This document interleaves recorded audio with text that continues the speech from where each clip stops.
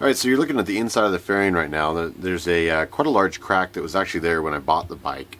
Previous owner kind of glued it on the back, and I quickly discovered at the first time I dumped it in the dirt that it was a previous crack. I thought I cracked it. When I went to pull it off to fix it, I realized there was a ton of glue back here.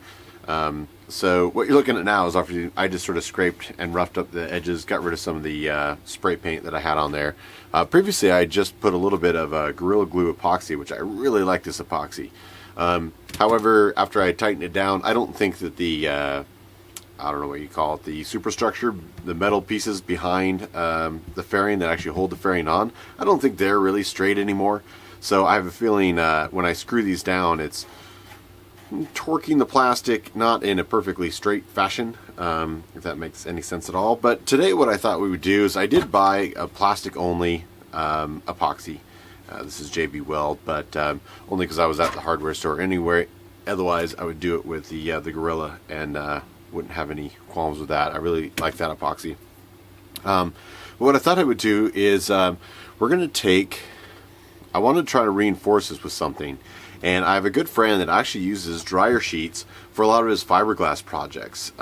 These are your standard dryer sheets. I did rinse these in the sink to get rid of kind of any detergents or perfumes or whatever was on there. But it's a very just lightweight fiberglass material. So I've cut quite a few little strips.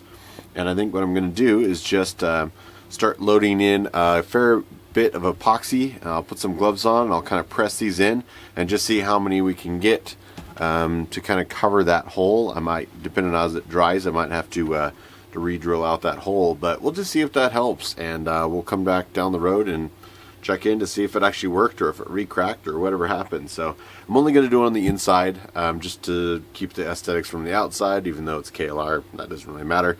But we'll see how many sheets I can kind of push into the epoxy, maybe trim off the extra down the road, and yeah, we'll just play it by ear, see if this works. I'm not sure what's more comical is the plastic epoxy that's designed for plastic. This has been sitting for the last month or so, and obviously it can't epoxy this stick onto the plastic here because it just popped right off. But I just thought that was a little bit comical. We're going to continue on. So far here, it's actually looking pretty good. Just going to cut off a little bit of extra, maybe do a few more strips on there. And it should be right as rain. Well, there you go. Final product. Got the hole re-drilled. Obviously, probably should have taken off more paint since I ended up spreading the epoxy out so wide. But I don't know. We'll see how she holds up.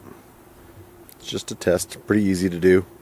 Many months later. Alright guys, Beast here, and what we're doing is checking on the work. So this sort of budget fix that we tried with the dryer sheets and the epoxy, that got put on this spring. Afterwards, I put this back on the KLR and we proceeded to do a 4,000 mile trip in the dirt. You guys have probably seen all those. I think there's 10 or 11 sections. There's the original cracking. I guess it doesn't look great up close, but definitely you can't tell on the bike. And if you get it in super close here, there's absolutely no cracking,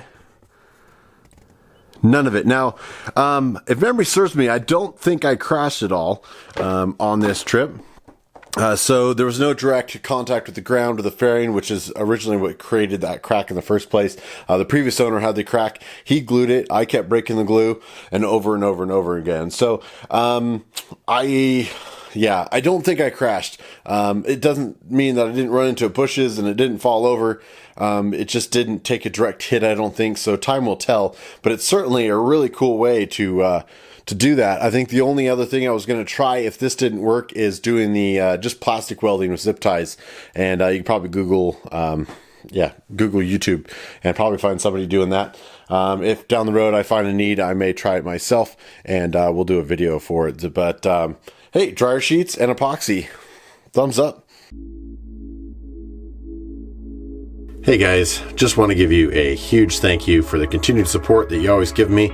We'll be putting out more content as always, everything from the high Arctic down to Antarctica and everywhere in between for our adventures on two wheels. We'll catch you down the road. Thanks again, guys.